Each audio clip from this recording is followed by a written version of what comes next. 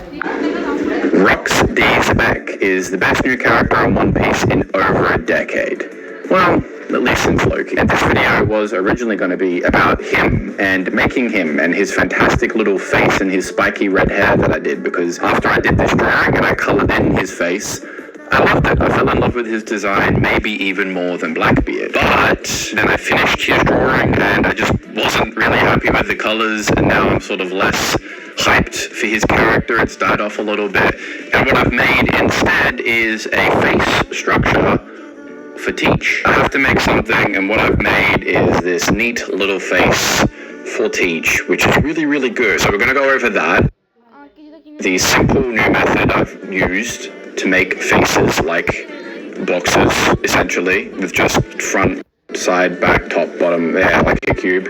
I'm not making sense. I should have written some notes down. Another thing to do is a new neck joint and a new joint system, which I have to make for this. And I just decided that I did these drawings for Teach, and I wanted to make his face, because it's like the exact same shape as Rox's face anyway, so I figured I would do Teach's first because he's a little simpler and more minimal. And the one new thing I'm doing with this face that I haven't done before for some reason is doing like an inner frame for the face, where the shape and structure of the face is all held together by this inner frame, and then the actual like skin of the face will just be wrapped over the top after that, and that way I can have all the ugly tape and glue I need to get the thing sturdy and put together underneath, and then I can keep the surface of the face very, very clean, and also just make it so I can be more precise and exact with the shape of the face, which I always did this for the muscles, like the shoulders and the pecs and everything, but for the face I just kind of winged it. And God, after my last video trying to make Base's face and coming up with like 20 prototypes, nothing was really that revolutionary.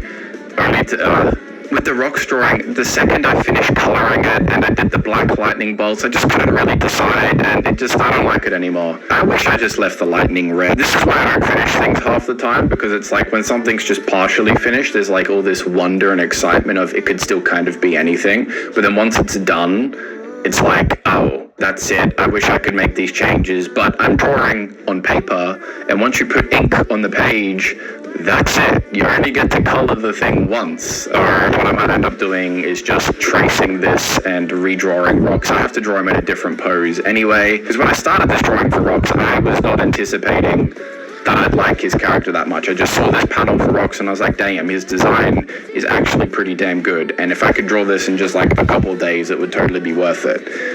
That was when chapter 1155 came out. Yeah, anyway, let's talk about Teach. Man, this square simple shape always looks so good in my head, but then it just looks it doesn't even feel as good as this Blackbeard face I made 10 years ago. He even has a moving mouth. There's 3 different methods I'm working with to create faces at the moment, and for Teach I chose number 2, which didn't work so well for my last face, but I think it's something that would work a lot better for someone like Teach here, with his big wide jawline and narrow forehead. I thought of this when I last watched Megamind and saw Metro Man's face, which you could clearly divide into like front and side planes with like a top, bottom, and back. Pretty much like the 6 sides of a cube, hence why I call this the box method. Turned out pretty well for Blackbeard here, with my only real gripe being the mouth. Looks odd. Turns out choosing someone with such a wide smile probably wasn't the best idea. It's still good enough, I think. It's definitely like a 3D face made out of paper that looks like a drawing.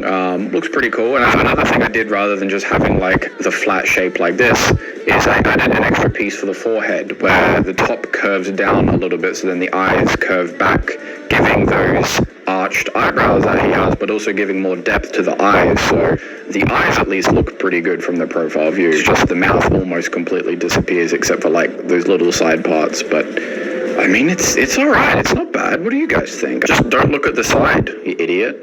I did also turn it into a brief template, just what I made for the face here, if you want that. And here's some drawings I've done this month. I'm a big fan of this banana.